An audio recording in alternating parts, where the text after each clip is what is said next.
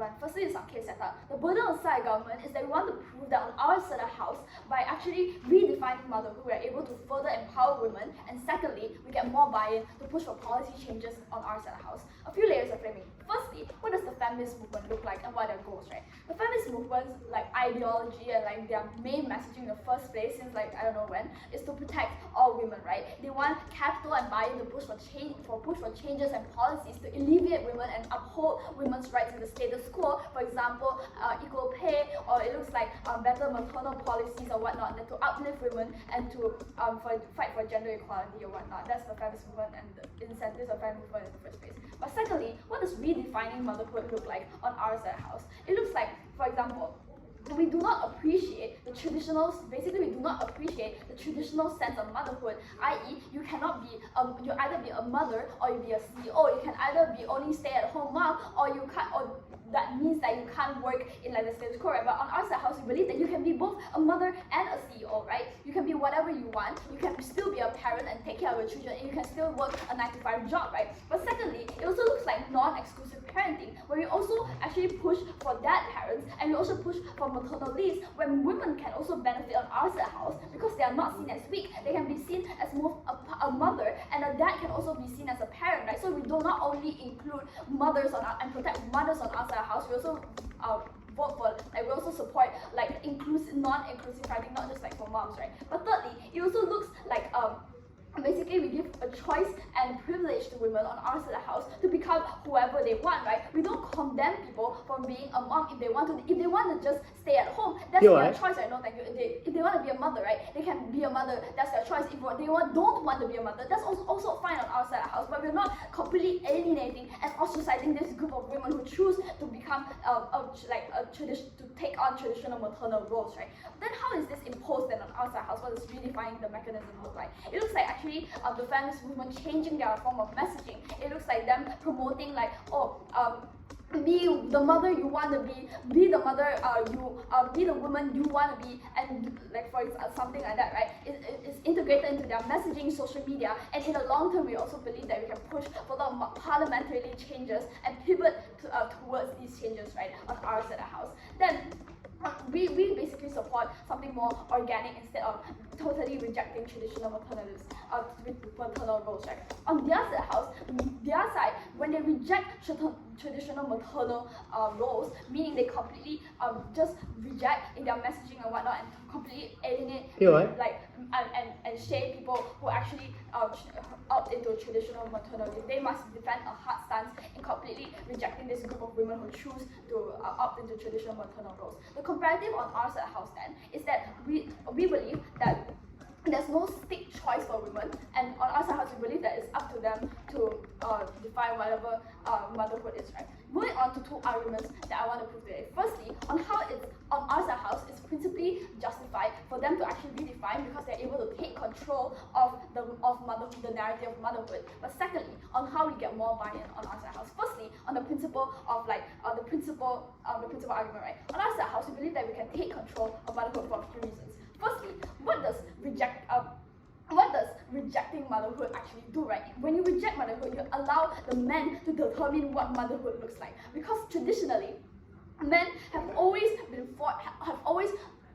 forced women into certain roles, right? They have always determined what's best for women, what they can or cannot do, and what you're doing by rejecting maternal roles is you're doing the same thing what men have been doing in the patriarchy for thousands of years, right? Is to tell women that you can only be a mother, you can only stay at home, you can't go to work because you're just a woman, right? What you're doing is you're putting the control in the hands of the men, and you are telling them, letting the men define what a mother can or cannot be, right? Which we believe is unjust because number one, you're not only perpetuating the same norm that have been pushed onto women for years, but secondly, it just shouldn't be unjustified to let the person who is causing you so much pain and so much harm and have pushed you under the patriarchy and deprived you for all the rights that you should have been gotten to actually take control of what you want as a mother or what you want as a woman, right? Meaning that on our side house, this principle is just unjust to allow the feminist movement to do the same thing to women on your side house. What's the second argument on how we get actually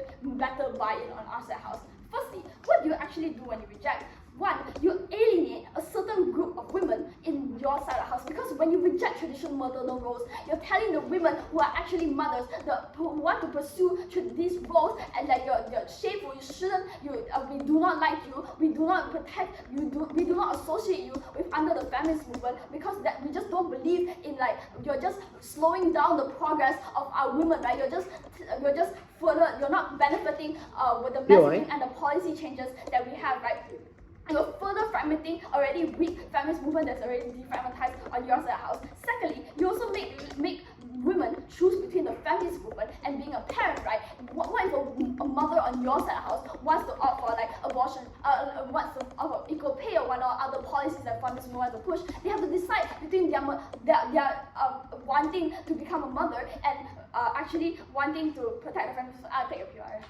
What are the incentives of the feminist movement to call mothers immoral and horrible people on our side of the house? You have to take a hard stance. The motion literally states that reject all traditional maternal roles, meaning that you can't just say that, oh, we just do not alienate these people, we do not shame these people, or else how are your policies and rejecting even gonna prove a certain message, right? You have to take a hard stance and say that when you reject, and to actually make this rejection effective, you must take a hard stance and say, we actively disassociate with these people who actually take on maternal roles. So what then happens on our side house where we get more? Why do we get more buy-in? Number one, we say that we are more united feminist movement because we say we include not only women who want to not be opt into motherhood. We also support people who want to opt into jobs or have do both, right? We say that we also include men because we do not directly exclude them. We create policies that allow non-exclusive parenting. Like for example, we eliminate motherhood from being private, invisible roles. So you can have more flexible working arrangements. We can push for paid parental leave. We can push for accessible child health care, which is only applicable on our side of the house. We have more buy-in and we have a more united front. Right? We give them a clear messaging that we do not alienate as a woman, which is very essential for policy changes. Very proud to.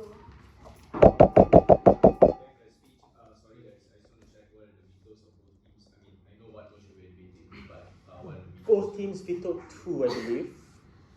Yeah, both teams vetoed 2. What was number 2 again? Wait. Eh? Yeah. Both teams vetoed the religion motion. Yeah. Sorry, man. Okay. Can we get hello?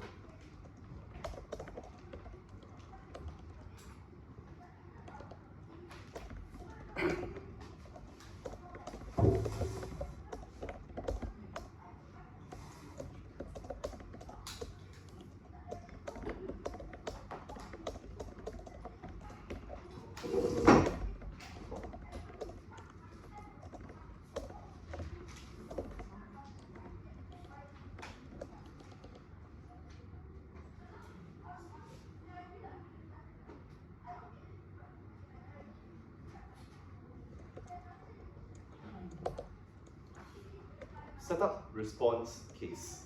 First, I want to point out that what this probably looks like on our side of the world. You will probably see the feminist movement having more incremental change, caring more about the future, because on their side, what they're likely to do is placate to current status quo narratives about women and whether or not what motherhood should be. They claim that the feminist movement can just assert what the feminist movement wants motherhood to be, but they don't even give an example in their speech, so it's really unclear to me what they want it to be. But also, I don't think that the feminist movement is going to be successful in asserting that. But secondly, I think what this is going to look like is that you're going to have advertisements that are spotlighting particular success stories of women that do not involve motherhood. They can be CEOs, they can be successful career-wise, they can have a fulfilling relationship with their community. All of those things are independent of them being a mother or fulfilling a particular maternal role. They don't even need to be in historically female-dominated fields. This is not nor are they expected to perform feats that are usually associated with maternal, such as being caring and kind towards your co-workers, being the person that all of your male friends come to for unpaid therapy, being the sensitive person. All of these are things that we will have that spotlight success stories and say that this is the alternative is something that's way better. Are we going to actively tell people that motherhood is a trap, that this is usually coerced? A lot of individuals are coerced into motherhood because of the fact that society tells them that this is something that's going to be fulfilling, that religion tells them that this is going to be fulfilling, that their cultural biases tell them that this is going to be fulfilling, that their husbands tell them that this is going to be fulfilling. Yes. Does that mean that we're going to tell all pregnant women to fuck off and never come back? No, right? I think there is some middle ground where you can say that, perhaps it is true that the circumstances in which you thought that you got into pregnancy wasn't really as much of your choice as you thought it was. And I think that self-reflection is particularly important, and the incremental change in framing of what the feminist movement is going to do. So on our side, you're more likely to call out the patriarchy. On the problem with GAF is that they sort of concede to it, and more often than not, this is going to give more leeway for capitalistic forces and other narratives that are outside of the control of the feminist movement to take over. So now I'm going to deal with responses, like other than the stuff that I kind of already responded to. I want to first point out the difference of what policies are likely to look at from government and opposition, because the core driving forces likely will influence the type of policies that they are seeking as well. On government, what they probably want are things related to maternal leave, paternal leave, things in which you can that allow for pregnant women or mothers to do multiple things at once. On our side, what we would prefer is things that provide for the emancipation or the independence of women, right? So for instance, maybe they are no longer dependent or subservient upon their husbands as family leaders in order to collect unemployment benefits. Maybe it's that you are able to have tax benefits even if you're not in part of a family. We would not impose tax benefits upon married women or having children. All of these are policies that subconsciously coerce women into maternal roles other than what currently already exists. In religion, in social structures, through the patriarchy, through all other forms that individuals are coerced into this. So this is why the sort of critical mass argument coming from government doesn't really make sense. Because while it is true that mothers might not feel the most enthusiastic, especially a mother who's made being a mother an integral part of her identity, might not be the most enthusiastic about this new feminist movement, but they are still likely to vote for policies that generally care about equal wage, that generally care about giving more power and more equality to women, to make sure that their votes aren't marginalized, to give them equal power, equal say in running the country. I think this is something that takes away a large part of their critical mass argument. Because if that is true, then pregnant mothers would say, I would rather vote with Trump than to vote for any feminist movement or anything that's going to help my fellow women. The difference is going to be what type of policies that you're going to search for. We say that ours is likely to be better because it is, in general, going to help more women, especially women who do not have access or do not want to opt into maternal roles or go into motherhood. And that's often going to be particularly important. This flows nicely into my first argument about the principle. Why is it more important to protect women who likely are not interested in fulfilling maternal roles or motherhood? Like I said previously, there are so many social structures that allow for reward individuals and coerce them subconsciously into fulfilling maternal roles. Religion, your social institutions, taxes, all the unemployment benefits and etc. You have laws that ensure that there is going to be protection between husband and wife. All of these are things which gradually push women into and protect women who are already in relationships and are pursuing motherhood. The problem is that for women who do not pursue that, they are now left out to dry and often do not have access to support from other social institutions. Yeah, sure. But if you don't portray pregnant women to be a part of their success stories, how would society recognize them to be a part of existing members? And how would you get policies such as maternal leave? Yeah, so it's not that if I don't show them in feminist movement commercials or feminist commercials, pregnant women will cease to exist, or I won't recognize that they exist, right?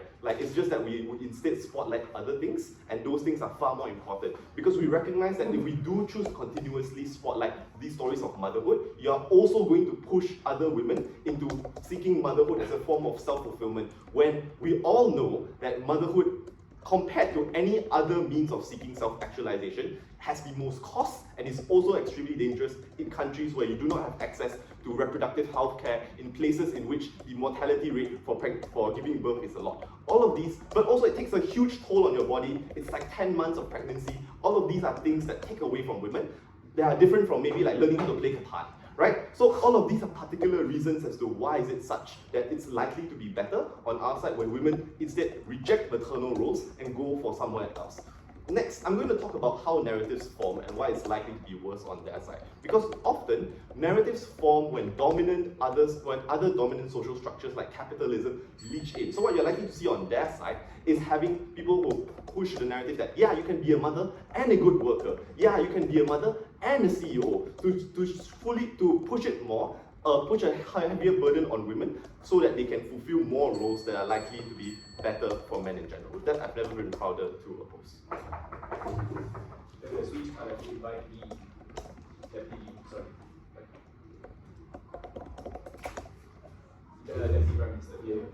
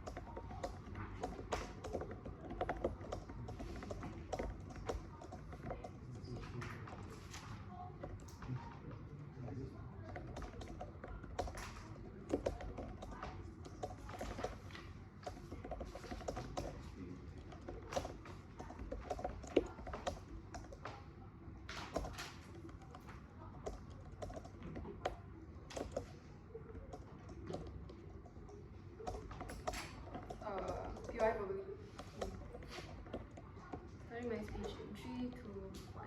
I think firstly I would like to point out that their framing on our side is very, very uncharitable, right? Because it washes out a bunch of things. It makes the debate too symmetrical for even both sides to debate on, right? Because they can't claim that rejecting traditional maternal roles also means you allowing them to choose between whatever that is, right? Because to an extent, we also can claim that redefining motherhood also means to an extent rejecting traditional roles. We think that on their side, they have to defend to the most hardline stance on how rejecting traditional roles should look like instead of just trying to co-opt whatever we have on our side, right? So what that looks like, even if you want to claim that on their side, feminist movement doesn't have the incentive to inherently just villainize motherhoods as a whole, because there are still women out there who want to opt into motherhood and stuff like that. Obviously, feminist movement would still want that buy-in. Even if you want to say that, I feel to an extent, it would still somewhat villainize motherhood, because you can't separate that from rejecting traditional maternal roles in the first place, right? Because understand, the clarity in messaging is something that's very important to note here. The fact that you're rejecting traditional maternal roles also can mean that it also can translate into a point where you say, oh, these things are bad, and people would then associate it with being a mother. So then that kind of associates it with being how motherhood is something that's bad, and it's something that's likely to happen on their side because of the lack of clarity in messaging on their side instead. Our side tells you, our side is the only side that's able to guarantee any sort of change, because we then don't allow the patriarchy to take what redefining roles or what the narrative then should be instead of the traditional mother roles, the traditional motherhood roles or the maternal roles on our side is, right? Because we say their side have to defend. Why is it then justified to still leave the narrative of it, what motherhood is or what women should do when they're mothers and stuff like that, in the hands of men, when men have proven times and times again that they aren't good at setting narratives for women as a whole, right? Because we tell you, on our side, if we're able to take the redefining role, if we're able to set the pace or the tone for what a mother should be, and we think it's principally justified for us to do that because one, feminist movement, but also secondly, understand that if you don't redefine it as a feminist movement, who else is there to define it? Society decides for you when you don't provide them with a solution to fall into when you start rejecting these roles when you think are out of date, right? And what is society then made of, right? The majority are still men. So at the end of the day, their side is still letting men redefine or have the narrative or like create the next narrative of what a mother should be. And we say on Coran's speech itself, we tell you how this is something that's principally unjustified, and they have to then defend why is it then justified to still leave it in the hands of men when we tell you there's a safer option guaranteed on our side, or we let women define what they want to be as a woman, right? But also secondly, note that when they tell you how like we never explain what we then want motherhood to be on our side, we redefine motherhood, I think it's inherently clear from Coran's speech itself, we want it to be a choice. It doesn't matter if you still want to be like a staunch like housewife, staying at home, blah blah blah, like do like roll your rotis in the kitchen and stuff like that. We think it's fine if you want to do that, but we also think it's fine if you want to venture out and do like more corporate stuff instead of like being a mother and stuff like that, right? Or like when you are a mother and you want to balance work life at the same time, we think it's fine. Like it's entirely up to you. If you want to identify as a unicorn, up to you as a mother. Like we really don't care, and we really think it should be up to individuals to like identify what they want to be in of itself, and that is the like stance that we're operating off. But also, moving on, why is it then okay to allow traditional maternal roles as a narrative to stay? Because understand where society is currently, right? Society isn't at a place where everyone is so liberalized. It isn't at a place where everyone believes that, oh, traditional maternal roles are bad. Understand that in a lot of places, especially in places that are more conservative, there are people who still internalize the role of mothers in of itself. And understand that when you internalize something into like a social narrative that society already pushes to you in the first place, it is a very, very hard narrative to get rid of in the, like for yourself, right? You still believe that this is something that mothers would want to do. This is something that should be like expected of mothers. Understand that on their side, they lock out certain people like this because they don't allow these kind of narratives to coexist with the feminist principles. This then leads into what Katherine tells you already in her speech, right? When she tells you, on their side, you're forcing people to either choose between being a mother, like having like traditional maternal roles as a person, or opting into feminism. This locks out a bunch of women on their side, especially women who have already internalized the fact that motherhood is supposed to look like this. On our side, we are more inclusive. We tell you that more women can be able to opt into these things because we say that it's entirely up to you. It is up to you to want to be like this as a mother or like the other way. But yeah, before I move on, Shah. Let's say we take a trade-off and accept that this is going to be dehumanizing mothers. On your side of your house, you tell mothers they can do whatever the fuck they want. Can you prove the capacity for them to be able to do those things, given that they are still constrained as mothers?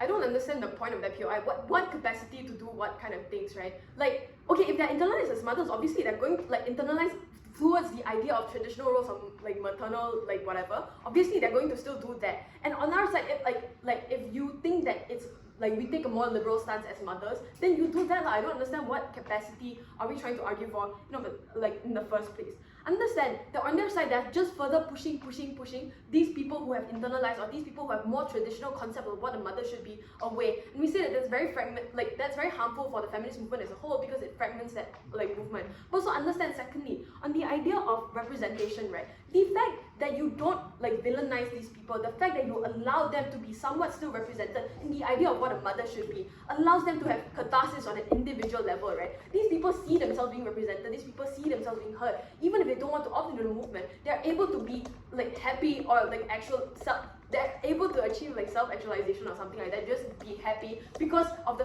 fact that they're purely just happy. This is good on an individual level, like obviously, right? But also, secondly, understand why is it not enough to just reject traditional maternal roles? Katherine already doubles to you, like a few things, right? If the moment in which you just reject something and you don't offer a solution, the next step to take then is for society to define it for you. Then we don't want that because principally one, it's just bad for men to redefine what women should be when they have already failed, and that is a safe option for you to opt into. They have to then justify that. But also, understand the clarity in messaging is important. When you keep rejecting maternal roles only and you don't say what exactly you're opposed to, understand that this leaves room for doubt. What is the problem with doubt then? It leaves room for people to like misunderstand the idea of messaging. Obviously, you're not against the idea of motherhood because at the end of the day, you're still wanting to uplift women. But the problem with that is you're not able to translate this kind of messages to women who are inherently defensive of the fact that you're opposing them because they feel like they're being villainized by your movement. This means that a lot of women on their side are not able to then opt into this.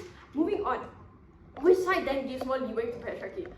I feel like the answer is already kind of answered that, where they allow patriarchy to still determine what the roles for women are. But also secondly, understand that on our side, you don't villainize patriarchy. Like, you are more inclusive, which means you give a more softer message, which is more palatable and more able to be able to like push for any sort of policy changes because it's simply just more palatable on a personal level. For those reasons, propose. Thank you.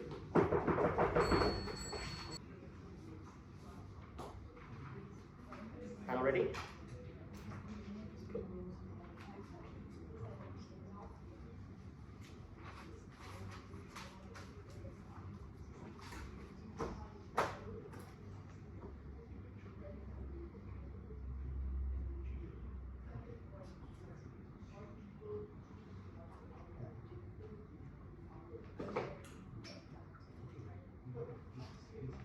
You can call Petronas shit for exploiting people and causing a gas incident that harmed people. But you do not blame the random employee who chose to work for Petronas because they just needed a job. Similarly, you can reject maternity, you can reject the role of mothers without telling mothers that they are immoral, that they have made a bad decision. This team is incredibly uncharitable, and the mechanism they use to prove their framing is incredibly weird. Their mech is that it is rejection, which means that it is automatically going to be a negative connotation. We would suggest that this is incredibly unlikely for the very same reasons they identify of wanting to protect women. What are the mechanisms of proving the counterframe that suggest that it is not going to be that bad? Firstly, it is incredibly unlikely for the feminist movement to want to take down one of the most vulnerable supporters and skaters they have, which is women, mothers. They already have an acknowledgement that mothers are in systems of patriarchy, they are clearly victims. Maybe it is true that we tell them that their role and that role is in of itself, but it does not make them suspects of a system, it makes them victims of a system. They needed to prove what the feminist movement had the incentive to want to perpetuate this incredibly harmful narrative. The second thing I just want to point out here is that it just doesn't make sense for them to want to make it to the point where they ostracize mothers insofar as they concede the framing that mothers make up a huge majority of the world. Mothers are incredibly constrained into their roles, they've more likely been coerced into motherhood, etc. Insofar as that characterization is true, it just doesn't make sense on their side of the house for them to be like, but the feminist movement. What is this first portion of the speech doing around?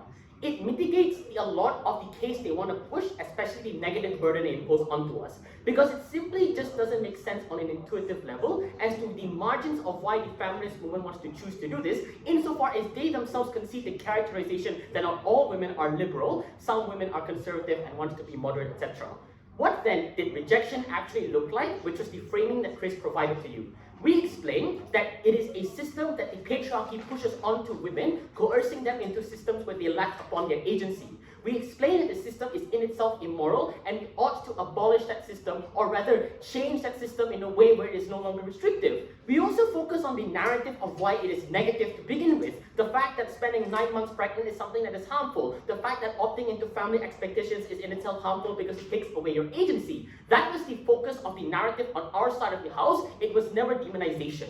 Therefore then, at the end of this portion of the speech, you ought not to credit their framing because they don't actually do the analytical work to prove the incentives for the family movement. That's why they misunderstood the POI, and that is why this case does not stand. Let's get on to the second question of this speech, which is to explain why is it far more likely that their model is a world that increases patriarchal oppression and something which harms all women as a whole. And I want to create an important observation in this round. This debate also caters into every other stakeholder that the feminist movement cares for, not just mothers. It is also women who choose not to opt into motherhood, which I would argue think people like youth liberals. It is also women who don't actually agree with the narrative that they should be glorified as mothers. Women who are not proud of them being a mother, etc., and things like that. We say that in the feminist movement should also cater to those stakeholders as well. Now, what is the claim in my speech at this extension? I want to claim here that what they do is impede the ability of feminist women to create much more mechanisms of empowerment in the best ways possible. The first thing I'll explain is what this discourse likely looks like. I think the mech one is that this is likely going to glorify motherhood for the exact reasons they described. They already proved this case for me. Why is this bad? The ability for you to reject traditional roles and call out the patriarchy by glorifying motherhood is exactly the same reason as to why patriarchy wants to do against women anyways. Because it is patriarchy which lies to you and says that women, being a mother is something you ought to be proud of because of the expectations and how strong you are. I know they say that it is also about redefining you as a CEO, but I'm not going to flip that argument. The problem that they don't prove here is the explanation as to why redefining mothers causes mothers to have increased capacity to exercise their agency, insofar as they agree that motherhood is something that is binding and restricts your agency. Why is it that the mothers they talk about are very likely to adapt to their circumstance and push for more favorable ways of acting out as a mother? What are the mechanisms of the feminist movement? Maybe they say there's better maternal policies, etc. But I would argue that this is not something that is a tipping point in the round, insofar as they needed to prove far more analytical proof as to why there's far more ability to be pushed. But again, I think the reason that the patriarchy indeed sells them this narrative and tells them that this redefinition of motherhood is something that is bad, but also the fact that it's not necessarily easy to do this right. I think the second claim I will launch under this speech is explaining that this hijacks the conversation of what exactly it means to have agency as a woman in itself, right? Because if it's all about trying to cater and change this, I think that is incredible principle inconsistency. The first is the fact that you're likely to push them into expectations insofar as you cannot reject motherhood. So this becomes a double bind of you are now a mother, but you are also a woman. So what is the balance of probability of who you are as a character in that instance? I think this mitigates a lot of the benefit they say about catharsis, because catharsis can only be activated insofar as you have control over your life, but insofar as motherhood is something which restricts you. Maybe it is true on our side to some degree. We call the system out and we say that it's bad, but it does not necessarily mean we reduce the catharsis of women. I would again flip this argument. I think we cause women some form of liberating feeling when they realize that the feminist woman is trying to fight for their rights insofar as they are in a position of that double bind, where they may have been coerced into being mothers, where they may have been people who opted into motherhood not of their own choice, etc., and things like that. With this in mind, I think there are three implications of this on the round. The first is that they are far more principally inconsistent. Our principle is far more in line with the feminist movement because we explain alternative mechanisms of fighting highlight increased speech are far more important. Rejecting maternal roles despite it being radical. Maybe it turns down some women mothers. And we took that trade-off because we explained that it was important to ensure that systems of patriarchy no longer lie to these women. But the second is that the margin of benefit on their side is incredibly limited in scope, because the best thing they get is maternal leave. Our side, if you believe that the feminist woman has capital, which by the way, I would want to observe as well that both sides kind of agree that the feminist woman has political capital to push policy. So on both sides' best case, we have higher margin there because we explained that. I think on their side, why do we then protect women? I think the best case scenario on their side is that the feminist woman opts into this fully. I don't think that is true. I think the feminist woman is likely to not opt into this fully. There is likely to be internal factoring for the very same reason that a lot of women in these roles are probably something like cognitive dissonance. They are trying to fight against the patriarchy. But I also think they interpret this as a backtrack against the fight against liberation, meeting to make sure that women are able to do this. On our side, you tell women to become a CEO and be proud of that CEO without being invited on mother. On their side, you tell them that it's important to try and be a CEO and a mother. Which of those is easy? I call on you to adjudicate that yourself. Favorite speech? Let's get going. You think I'm missing now?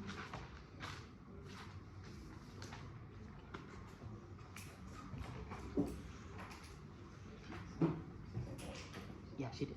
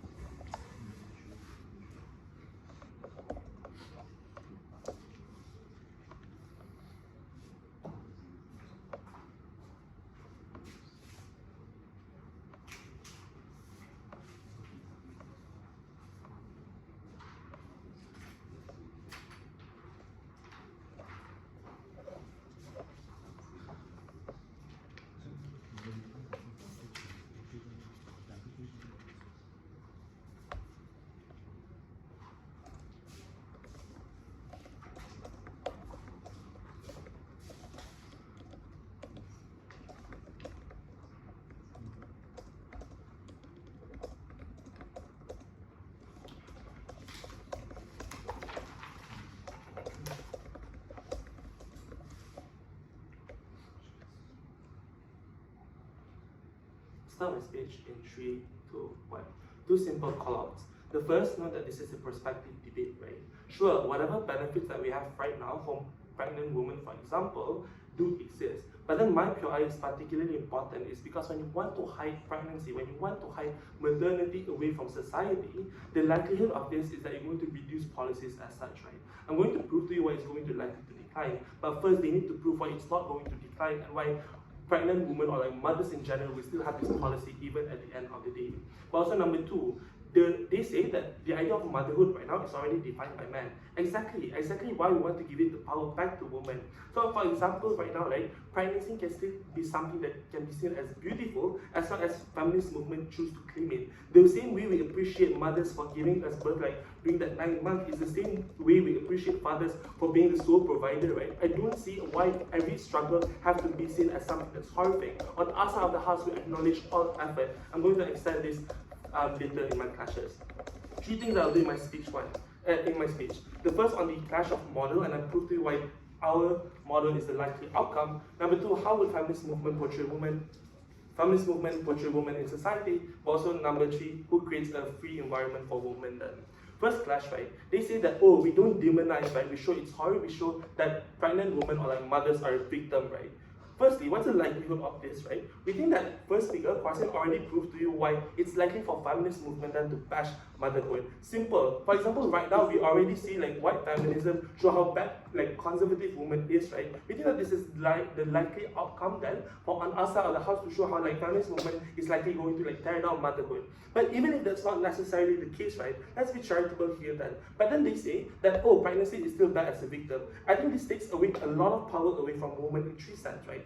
One is the way, like, for example, if we are able to redefine it, then we allow women then to accept the idea of motherly instinct, making it very passionate and kind. Doesn't necessarily have to be a destiny that they have to claim, but rather a part of who, like, the identity of them, right? Also, number 2, we allow women to appreciate their mothers and all the struggles of women who came before them. This also gives a sense of power to show like how powerful they are. But also number third, right? It doesn't necessarily mean that the beauty of pregnancy or motherhood doesn't only focus on the idea of being pregnant. It can also mean like looking into like starting a family. I'm unsure how these things have to be seen as a horror thing, as a horror, right? The fact that you try to take this away and paint it as a victim only reaffirm the case coming from our side of the house and how we prove to you how men right now have the control and narrative of what motherhood looks like. This is the part where we say feminist movement needs to step in and redefine it. Again, I'll take you later. Second clash then, how would feminist movement then portray women in society? They say that, oh, we can choose any other thing as long as it's called mothers because quote-unquote more fulfilling. Firstly, let's look at the principle of this, right? One, know that this is something that is lacking on opposition case, right? So I'm going to assume that the reason why they want other choice aside from motherhood on that side of the house is because they want to give the freedom for women. But this means that government wins on this clash, right? Because we support the idea of women having a choice and therefore we support women in choosing anything whatsoever. At point of which you try to reject or like you try to hide motherhood, I'm unsure how they are able to create better agency for women. Also number 2, even if it's not choice, even if you want to say that, oh, it's about long-term success, then one, we can co-opt this, right? The fact that on our side of the house, we're able to credit both. If you like become a CEO of a company and then you're also a mother, then we credit all success, not only the part where you're able to climb the ladder, but also the part you're doing that while also trying to build your own family to begin with. Also number 2, right? We think that choice is something that's very important because agency relies on this environment, right? So the question that becomes, is it safe then for us to create, like, are we able to create a safe environment for pregnant women to be able to opt in? Then opposition then choose to eliminate this maternal role and therefore harms all the potential policies that is already existing in protecting women. I'll explain this later. I explain this right now in my third clashes on who creates a more free environment for women. But before I move on, yeah, so absent of the feminist movement providing like negative narratives against pregnancy and motherhood, are there any other things to dissuade a woman from pursuing motherhood and becoming pregnant? Okay, I'll explain this in my third class now. So who creates a free environment, right? They deposit saying things like, oh, right now we have a lot of, like, for example, policies pushing women to become motherhood, or even if it's not that, things such as religion and capitalism, right? So they want to talk about external factors and how right now a lot of external factors are pushing women to become motherhood, so that's why we need to reject them. One, I'm just going to flip this, right? I think societal progress right now is just generally big. If they want to talk about religion and capitalism, then we can also talk about big corporations portraying women to be a core part of their team. We can also talk about how a lot of positions in power right now are just generally women and fighting for women's rights, right? This means if they want to talk about like, oh, there's a lot of external factor pushing women to become mothers, then we can also say there's a lot of external factors pushing women to become independent then, right? So I think that at this point it's a wash, right? But number two, how are we able to fight this even if we want to accept the idea of external factors? No, because the idea of policies is something that you have to consistently push. The fact that most of the time it is men who are making these policies, right? So, and then when you want to make policies, it costs a lot of money. At point of which you try to make women or like motherhood invisible, it is at point of which you don't understand why they are investing money on maternity policy, for example, because it's a waste, because they think that this is not something that women need anymore. So I'm unsure how you are able to protect this policy. Their whole case contingent on the idea of like, oh, there's a lot of factors right now. But what I'm proving to you here is that in the long run, if you try to hide motherhood, then you are going to take away all of these policies. And therefore, this is just something that's particularly bad. It is on our side of the house where we are able to redefine it, and we are able to make sure a society that is more cooperative with each other. Sure, maybe not right now, but I think in any movement or whatsoever, it takes a lot of time for us to achieve this. So last clash then, right, on the idea of likelihood, like which side has the likelihood of women co-opting into this movement? Again, this is the big part of our argument on how you lock away a lot of mothers, a lot of women who genuinely appreciate their mothers, who genuinely appreciate this biological sense of being like the motherly instinct or whatsoever. On that side of the house, they say that, oh, this woman won't feel represented, but it's fine. No, it's not, right? Because at the point of which you choose to erase this is how you choose, like, for example, to reject Mother's Day, for example, because you don't see the importance of motherhood in your society to begin with. This is how you try to discriminate against women, saying things like, oh, you're just a housewife, therefore your role is not particularly important in this society. It is on our side of the house that we're able to protect both, which means a large chunk of benefits that they want to talk about in our speech and in this debate, we are able to co-opt. But on the minority who doesn't really have a voice to voice out about their rights, we think that we protect them better. Therefore, I propose. For a speech, I'd like to get your position with.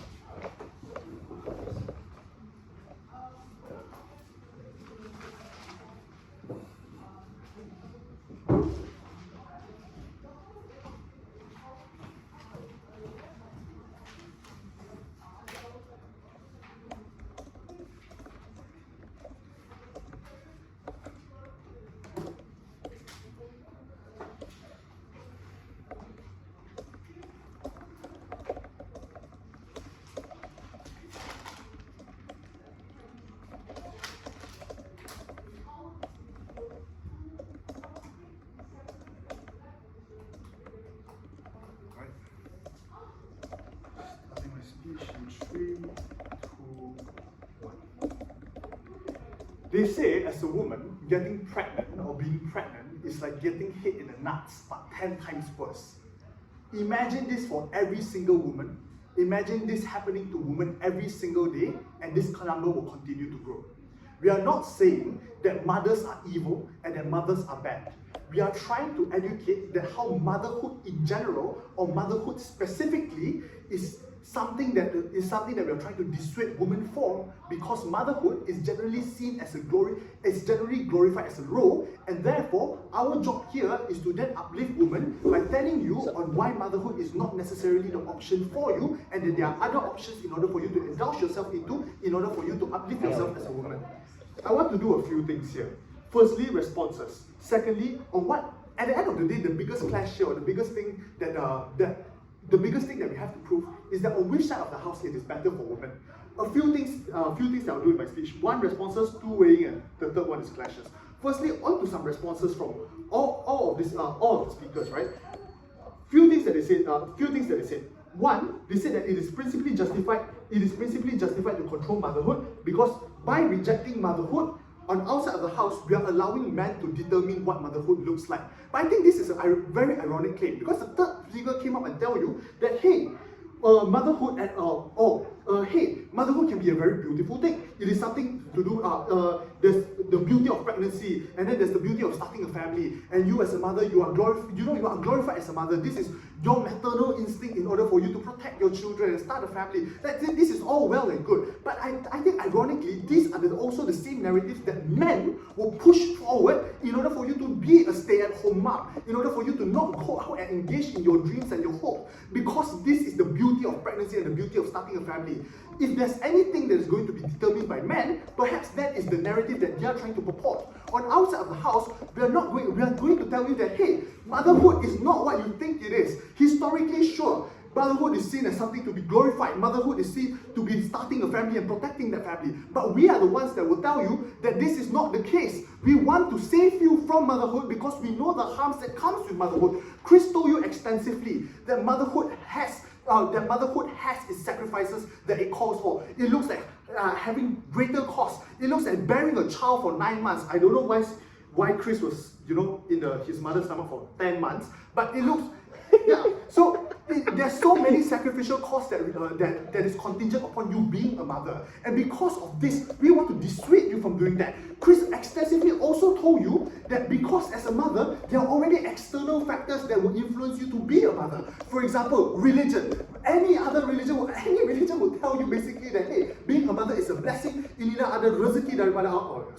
This is a gift from God, right? So do become a mother. Society will also tell you that, hey, you are a woman. When are you going to give me my first child? When are you going to give me a grandchild? Your families as well. I'll take you at 5. Your families itself will already encourage you to be a mother. It is only on outside of the house that will come and tell you that, hey, everything is not what it seems. If you want to go and achieve your self-fulfillment through other avenues that is not a mother, this is where we will tell you. We do take the hardline stance. We're not saying that you can co-opt everything. We are going to actively tell you that motherhood has its sacrifices. Motherhood is borderline dangerous for you. There are risks associated with motherhood. You are giving up on your own individualistic personality because you have to go up into becoming a mother. And on outside of the house, we are able to achieve more agency for women because we're telling you that there are other alternatives. On the other side of the house, one of the main claims that came out from all 3 speakers is that, hey, you can be both. You can be a CEO and a mother. You can be an entrepreneur and a mother. If it is true that this has been achieved, but this is the very same line that we are trying to protect women from. What Imran told you in his capacity point earlier specifically targets this. Because in order for you to be all of this at the same time, it requires a lot of capacity. I do not only want to sell you hopes and dreams, because you are going to repay me with your life. If you want to become a mother, there's a very good chance that it's very, very difficult for you in order for you to start up a business or become a CEO of a conglomerate. If you want to become a mother, there are costs associated with this that requires you to give up certain opportunities because you're a mother. And it is on outside of the house that we tell you this in order to prevent future harms. So if all this is true, then you have to also understand that panel. In the event that you want to help women, you have to help women by dissuading them from all these fictitious or all these sunshine and rainbows narratives of what becoming a mother looks like. Sure, you can be both. In the off time that you are both, then congratulations to you. But not everybody has that capacity. And we are trying to highlight that this capacity is very much needed. Because what's the contingent here? The alternative is, if it is true that you're already able to become a CEO and you can become a mother, an educator, a CEO, whatever that you want to become, all by becoming a mother, if you already have this innate drive, right, then perhaps you will also already achieve this. But generally, people aren't able to do so, and we are here to tell you that. But before I continue, you on. Doesn't it mean on your side, women can't ever find motherhood beautiful then?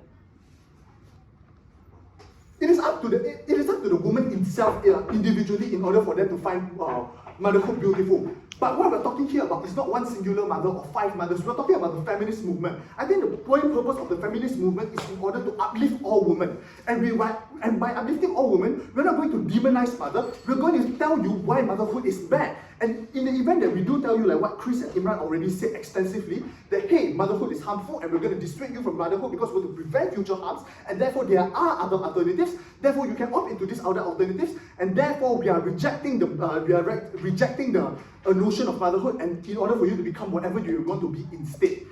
So, a few things then before I end my speech. Firstly, we told you why motherhood has its cost compared to other alternatives and why capacity matters, and therefore, in order for you to opt into motherhood, you already have external factors pushing you to opt into motherhood. We are trying to dissuade you from these lies. Secondly, I think the most important part here is also on policy change, right?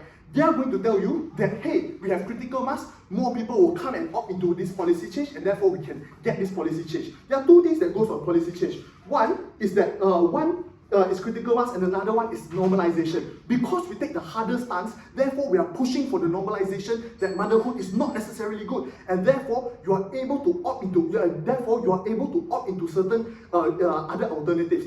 What you get there more is more sustainable change. And in the event that you do get more sustainable change, because we take the harder stance, because we are pushing the overtime window, at that point of time you get better policies for women. Deliver a speech.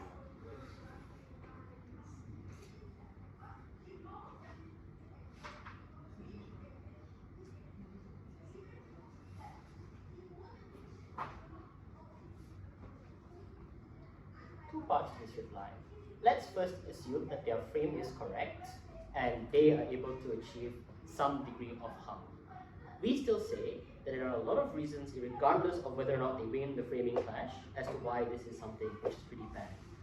What we explain here is that three important pushes we explain as to why is it that the feminist movement is not able to secure a guarantee of benefit for women and mothers. The first thing we explain crucially is the fact that there are women who are coerced under mechanisms of motherhood, and this is something that does not abide to their narrative messaging. They needed to prove why mothers, in the majority of instances, were able to opt into this redefining. They don't actually mechanize the incentives of this. We explain that there is a harder binding incentive that causes them to reject this, or worse of all, feel bad. We explain that mothers being a binding role means that there are far more expectations imposed onto you. That was immoral. We explain that the capacity for you to get your agency out and do other things is something that was limited in capacity. What does this do for their main win condition, which is trying to secure agency for mothers? The first is that it questions the ability of them getting any form of change for mothers in the first place, insofar as they don't explain why this narrative is likely to be good. The second thing we explain as a harm which they do not deal with is the harm of cognitive dissonance, etc. I think the third thing that we explain, which they don't actually deal with, is this idea of internal factoring within the feminist movement, insofar as there are a lot of women who are actually trying to opt into the rejection of maternal roles, a claim that they did not reply with, etc., and things like that. The second push we want to point out here is to question whether or not this is something that is actually empowering in the first place, and this assumes they have a delta. I don't think it is. I don't think empowering women to try and think that their circumstances of being a mother is something that is good for you, insofar as we explain that motherhood is something you cannot meaningfully consent to in every instance. Giving birth is painful and you never consent to that pain, and even if you did fully. Being a family robs you of doing other opportunities. If you believe that the capacity for them to do other things is inherently limited, then you ought not to believe that this is something that makes them feel better. And I want to point out they don't actually mechanize where women get catharsis. They just say that they get catharsis because the feminist movement gives them some early way of opportunity, etc. So, on their side of the house, it is not really certain to the degree of which women get some degree of a delta, insofar as you cannot concede that, insofar as they concede, that this is something which is going to glorify mothers, etc. At the end of the first part of this reply, I want you to genuinely question whether or not they did prove if this was a tipping point to convince and create a narrative. The second front we went on was the front that they refused to engage with. And Aiman tries to say we win on the framing clash, but even if you quote-unquote won on the framing clash, it would be nice as debaters to do even if, which they just didn't do at any point. If you believe that frame, which we gave 3 reasons to why that frame was true, with no reasons to why, notice they don't respond to the incentives Chris and I provide as to why the feminist movement isn't likely to demonize women, which means that their side is actually assertive, like they just don't give the analysis. Then that is an automatic win for side negative. Why? We explain that if you believe that is true, that means that their worst harm that they push onto us is marginal at best. We don't actually demonize women in a scale. We explain that there is a far larger battle to fight. Why is that larger battle an automatic win condition? The first is that it is far more in line with the goals of the feminist movement, which is to liberate all women from the radical form that is the patriarchy, which binds your agency and tells you that it is bad. The second is that it reduces the hijacking of patriarchal narratives to say that no, we refuse to opt into any form of mechanism that you tell women should do, i.e. motherhood. On their side, they have to play with the patriarchy. They never explain why you're able to get out of the bind of patriarchy in the first place, which is incredibly difficult. On our side, yes, it is pity, but it is not demonization. It is liberation against oppression, insofar as we acknowledge that mothers were not able to consent to their circumstances. In all of those grounds, negate. Have that speech, can't reply to that debate,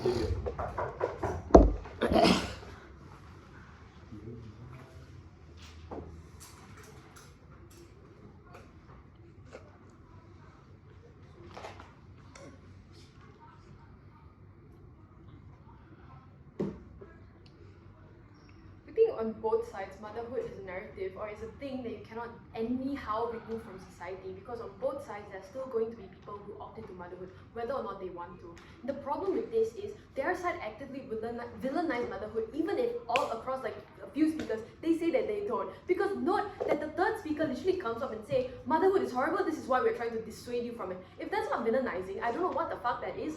First of all, the call out here is to explain how like they never actually then engage with the principle. Because why? We question on our side, why is it still men that defines what a mother should be for you? Understand on our side, we tell you things like, oh, the moment you try to tell women that it is their choice to do whatever and whatever, which I'll explain later on why agency, we just purely just win on that.